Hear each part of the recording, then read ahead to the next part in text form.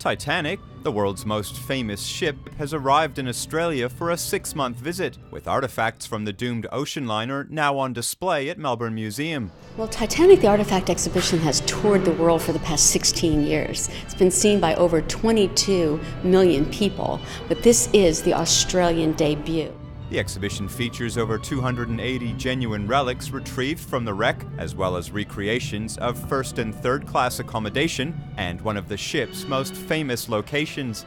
Right now, we're in the beautiful grand staircase. This is a full-scale replica of the first-class grand staircase, meaning that this spans several different decks, allowing first-class passengers to move from deck to deck with ease and elegance. Visitors walk through a timeline of the ship's history, from the initial designs all the way through to the night of the sinking, iceberg included.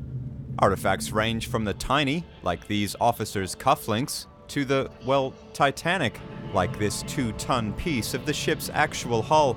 A couple of them are some of my personal favorites. We have a beautiful first-class dinner plate from what's called special service, which was for the most elite of the first-class passengers. And it is absolutely beautiful. When you look at it, it has a tiny chip on the side, but it looks like you could just put it on the table and eat off of it today. We have some of my favorite jewelry here, a beautiful chain necklace that I just want to put on and walk out the door with it. We have a diamond and gold ring. Those personal effects, to me, remind me that these were real people on board Titanic. The exhibition also showcases Australia's connection to the tragedy. It's interesting that there were 6 passengers and crew on board Titanic with ties to Australia. There was even a crew member from Melbourne, Dan Campbell. We don't know that much about him. We know he was young and he was single, and he did lose his life on the night of the sinking. There are other passengers from Adelaide and from Sydney. It's so interesting that this event touched people from all corners of the world.